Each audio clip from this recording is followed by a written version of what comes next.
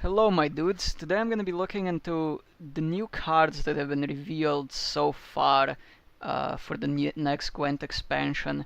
So I think we'll just go down the list of what has been revealed, abilities, of course, not just pictures, not just artwork.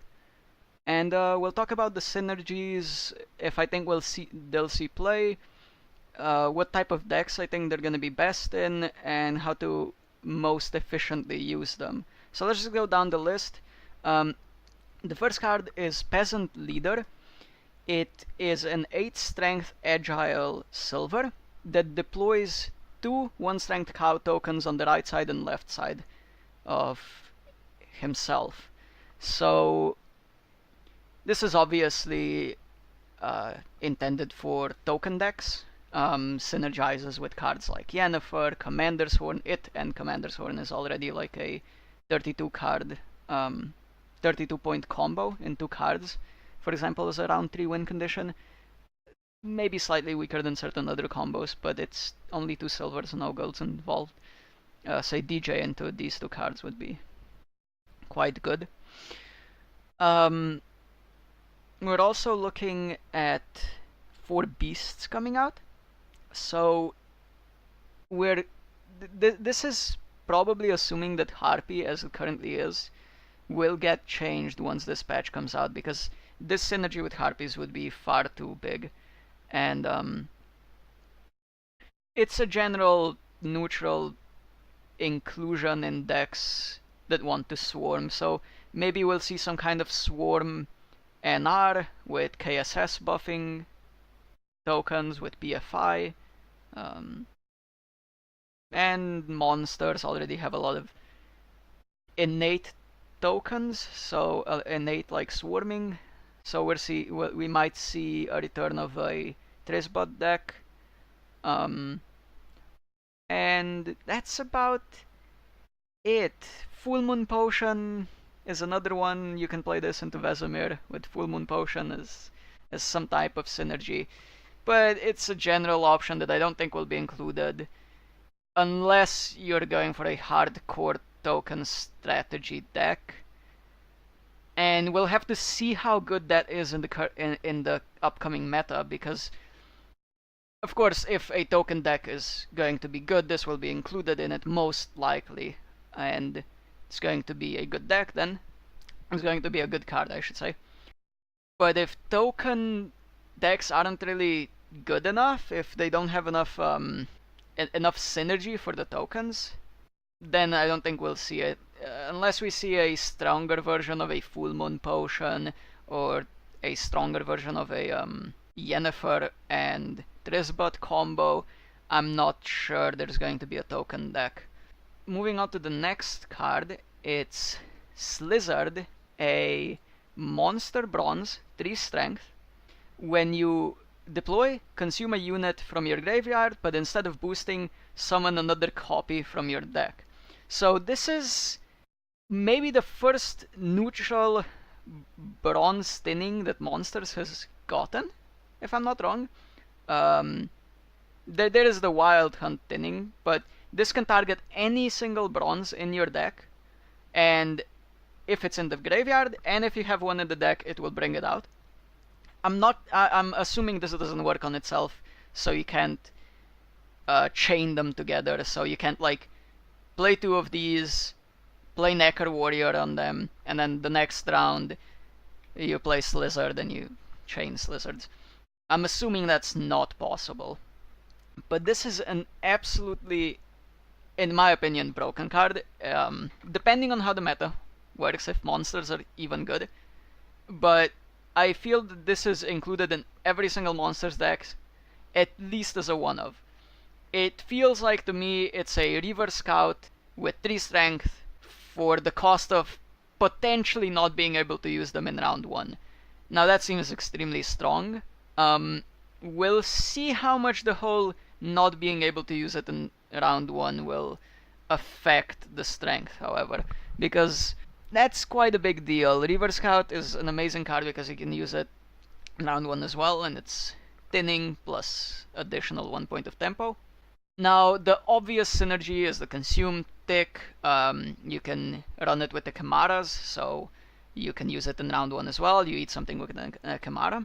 The biggest problem with that is that the Chimara targets that you usually want to eat are small tokens, maybe harpy eggs, and in that case you're not able to Slyzard the things you eat. So maybe some kind of Death Wish deck with Earth Elementals and Rot Fiends might pop up. Art Spores, probably not a good enough card. And Cyclops as a trigger for them rather than in a Chimara. And we don't care about the Consume trigger in that type of deck. We might even see a Death Wish Consume hybrid. So you run Cyclops, you run your Death Wish cards, and then you also run Necker and some Consume triggers like Slyzard, like a Chimara, and you just kind of mix those two together and make this deck. This is exciting though. This is a really exciting card to see because it is thinning for monsters and monsters haven't really had much thinning or any thinning at all other than cards that would clog up your hand that you cannot play from hand, like Harpies, like Foglets, like Neckers. You don't want to play multiple Neckers from hand. So this is something you do actually play from your hand, and you can have it in your hand as thinning. You have to be very careful of what's still left in your deck though, so it can blank if you draw it in round 3, just as Reaver Scout can. I think it's a really good card, and there's some, okay, this isn't useful for ranked, but there's some really fun stuff you can do with it, with NR operating a Reaver Scout, and then you Necker Warrior that Reaver Scout, and you Necker Warrior Slyzard, and then you can pass, go into round 2, or eat the Reaver Scout, and then you can chain like 4 of them together. Yeah, I'm really excited to build decks around this. I think this will enable a lot of different monster decks. Muzzle, a neutral golden special card. It moves a bronze or silver enemy unit with 8 or less power to the opposite row. So there are 2 cards currently in the game that you can compare this to. Karen and Treason. Now Treason requires the enemy to be a spy, so it requires either an infiltrator or playing your own spy and damaging it. Treason can target golds, it can target units up to 10 strength. Karen can only target units up to 6 strength, can target golds however, and comes with a consume trigger and a force. Karen's maximum is obviously 16 plus consume trigger. This is a maximum of 16 without a consume trigger. However, there is merit in this card. Now, depending on what the meta will look like, we might see a lot of engine-like cards at 6 to 8 strength. We're thinking Dragoons, we're thinking KSS, Impera Enforcers, maybe even an unbuffed Farseer from hand. If there's going to be a meta that focuses on those cards, we might see this card be a staple, maybe not a staple, but maybe a very good inclusion into any one of your decks that you might be looking to counter their engines, or you have the same engines as the enemy. So for example, if there's a lot of Spelletel in the meta and you're expecting to face a lot of Spelletel, but you also want to play Spelletel, you can include this card in, and if they ever play Farseer unbuffed, you get a 4th Farseer and they lose one. That is game winning, absolutely game winning. I think this card is actually quite dependent on the meta. The more a meta forms around engines that are small, KSS, Impera Brigades that you want to disrupt or lock or maybe even use for yourself, the better this card becomes, but it is still a maximum of 16 strength gold with obvious removal, and the fact that it can target golds is a lot of quirks that it has that I don't think it's the best card. I think it's a generally decent inclusion. If you're lacking cards and you're like a newer player, this is an okay gold to include, obviously better than Geralt or Triss. As is, I think it's very meta dependent. Moving on, we've got Krausei. It's a neutral bronze spell. It has the tags Organic, Alchemy, and Special. What it does is damages the highest enemy on each row by 4, and that damage is increased by 1 for each copy of this card in your graveyard, up to a maximum of 10. So, important things first. It is an Alchemy card, which means there are certain synergies with it, such as Vesemir can get it, as well as NR Tutors. This is potentially the alchemy card that Tutors were looking for to maybe become playable. 12 strength bronze, plus removal, it requires some setup. However, it grows into a 15 and an 18 strength bronze if there is no way for you to cast more than 3 times. And 15 and 18 strength bronzes are getting to the really, really good territory. Obvious synergy or general synergy is Ithni creates a 4th copy, gives you a 21 strength bronze. We're gonna have to see if there's any kind of spell duplication printed, because obviously there's a max at 10 copies in your graveyard. Maybe there's a new card, maybe an operator for spells, or maybe some kind of Necker Warrior for spells. That would be interesting. Summoning Circle for spells. Summoning Spell Circle. There we go. That's the new card that's coming out. Watch out for it. If Spelletel's, again, Spelletel, if it is in meta and everybody's playing Spelletel, if Spelletel is running this card, they might run Lacerate in this card to enable both anti-row stacking and reverse row stacking. Agley can steal a 5th copy of it. That's for 24 strength plus 9. The chance that you're actually going to be able to like play that and still get value out of it is very low. So I think a general look for this card is maybe surprisingly not Spelletel, but SK. This would be some kind of weird new control Skellige, maybe something similar to the current X-Men list with like Krak. That isn't really an X-Men list, but it's kind of just control Skellige with X-Men.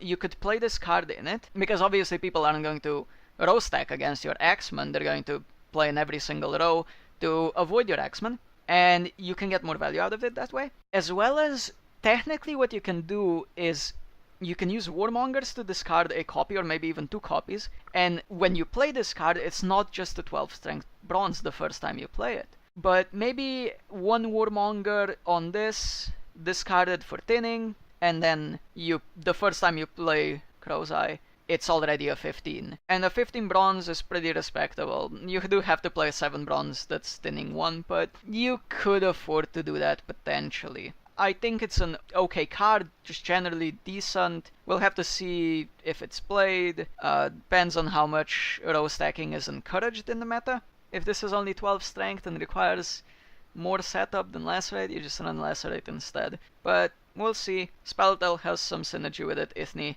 Moving on, the next card is Wolfsbane. Now this is another neutral gold spell. While in your graveyard, after 3 turns at the start of your turn, boost the lowest ally by 6 and damage the highest enemy by 6. So on first look, this is a 12 strength gold spell. It is very bad if you look at it as just 12. The interesting thing, however, is that this card has a lot of hidden synergy. So if you want to play this card as just 12 strength, don't do it.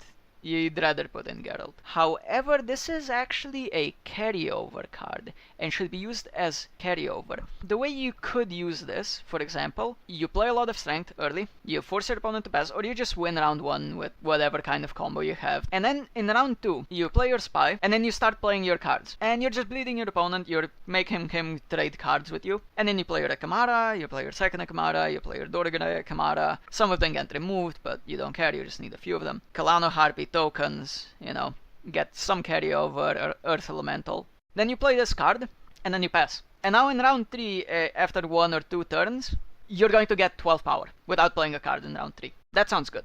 That sounds really good. If you can just get 12 strength round 3 out of nowhere without playing a card, you just get 12 strength. That is really, really strong. You can discard it with Bran. It's some kind of tempo that maybe SK was looking for. Most likely you would use this round 1 in Bran, and you just get second Ceres that triggers in round 1. That's fine. It's kind of like a second Ceres. Like Ceres is usually 14 free strength, maybe 21 depending on how much resurrections you've got.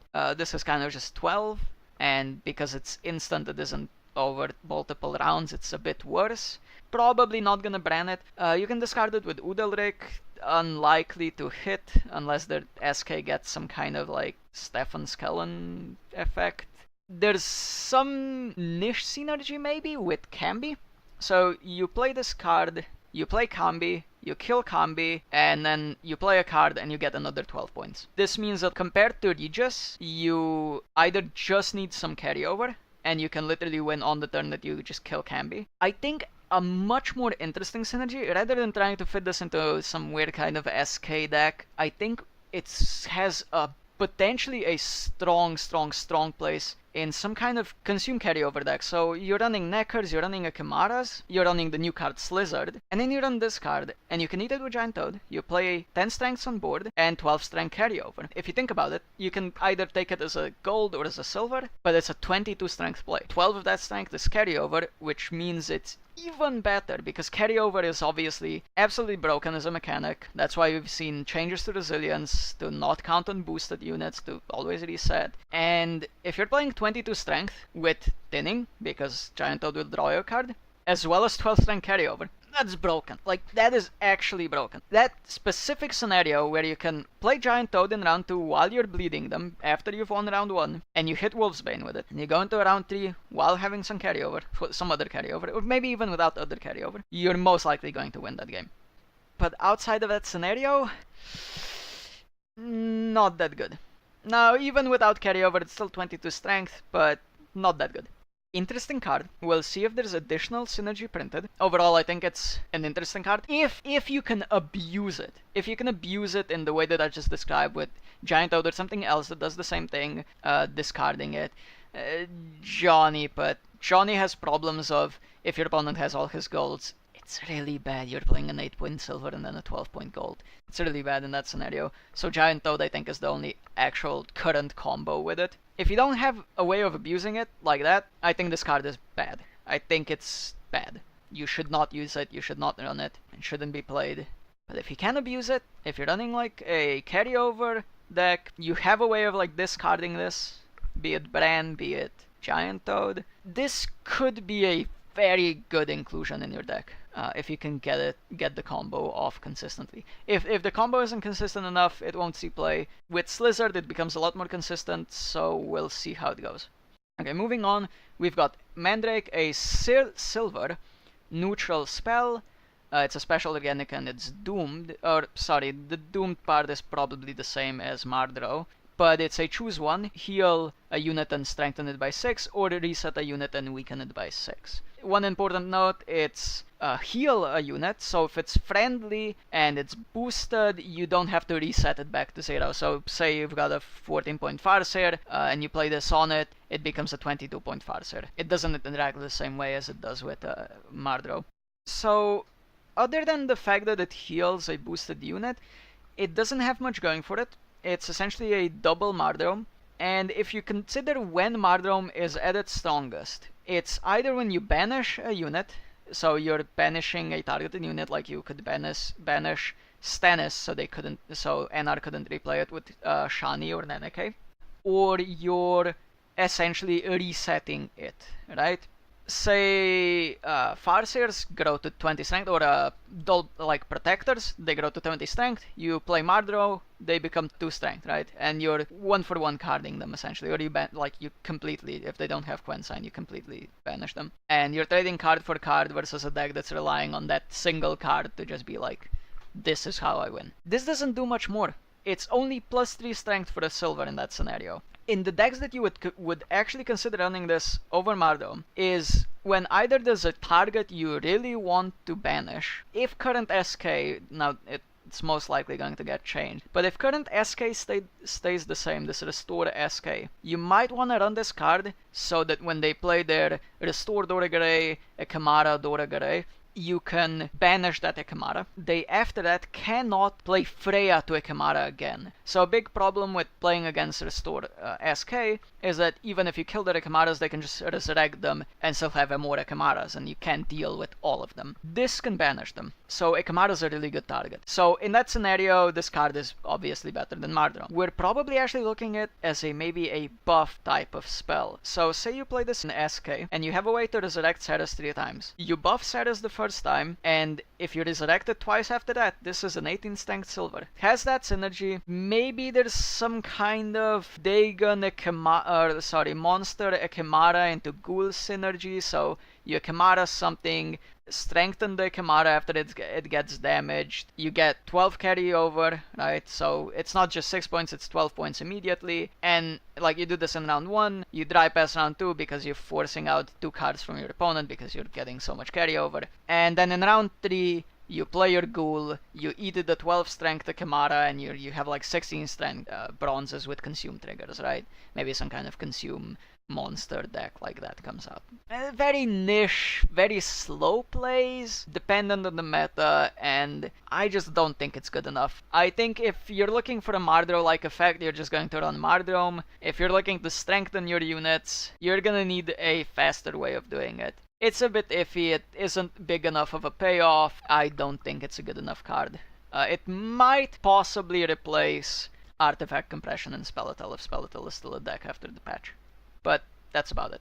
Moving on, last card that has been revealed so far, Dol Blathana Swordmaster. It's a bronze rare Scoia'tael, agile, and deploy, damage an enemy by this unit's power. You can see it's an 8 strength bronze, nothing impressive, but removal is better than simply points. Say removing a KSS is more than just doing 6 damage, it's actually taking away 1 for each unit additionally that's played, or each token that's generated even. So say if, Peasant Leader and KSS deck comes out, this killing KSS is removing a lot of power. So it wouldn't just be a 12 power play at 6 strength, it would be, 14, 15, 16, 17 strength in the bronze. The problem is buffing it. And I think the most simple but also incredibly strong combo is running this card, Dragoons, and Ithilin with double Quen. It's a very slow tempo play. You're playing 2 strength with Ithilin on board, but the actual effective strength that you're using with Ithilin is 20 points, as well as shields, while also buffing and at the same time shielding and protecting your value engines, in this case Dragoons. And because every single point that Dol Blathana Swordmaster gets is actually double, Dragoons don't give you, say, Dragoons buff this, it's not like +1 per turn, it doubles, +2 per turn. Like Hawker Smuggler is 6 + 6 carryover, right? Carryover in your hand. But buffing this with the Dragoon makes it immediately a 14 power strength play, right? With removal, of course, so removing KSS and Para Enforcers, stuff like that. You get even more than 14 strength, you're playing like way more than 20 strength as a combo into bronzes. And it's carryover, right? Technically, right? You can save it and use it the next round. Obviously, it's just kind of like a bronze Bran, and I think the biggest thing is that you can Quen sign it. So Quen sign is really strong on this card. I doubt you would just play Quen sign from hand. Do it the same way you do now with Ithilin. You get double Quen. It's the only way you get enough value out of it, I think. And you play it in the Dragoon deck, and it's probably good. The problem is, we'll see if you have enough tempo. Playing 2 strength Ithilin, playing 9 strength Dragoon, another 9 strength Dragoon, not gonna happen. You can play it in you play Golden Weather, then you start playing your slow play, because Golden Weather is giving you value or tempo over time anyways. Potentially a very strong build around card, doesn't get included in a random Scoia'tael deck, but you can build around it, and you can create really effective engines for this card. You're doubling your value, right? We'll see if the deck will make it into the meta, if the meta will allow for these slow tempo plays. That's it for all the cards that have so far been revealed. I'll be making a part 2 once maybe 6 or so more cards get revealed, maybe even more of them. And we'll see how the meta will form if we get to know maybe some nerfs or changes coming to the game. And the new cards, seeing the new cards as well. Maybe we'll see what kind of other decks we'll be able to build and what decks will be good against those decks. So, assuming a token meta forms, we're also going to see a lot of machine NR with ballistas, for example. Or if a lot of consume forms, we might see a lot of movement through harpooners, and then some kind of control deck with scorches and so on. But that's it. Thanks for watching, and I'll see you guys in the next video.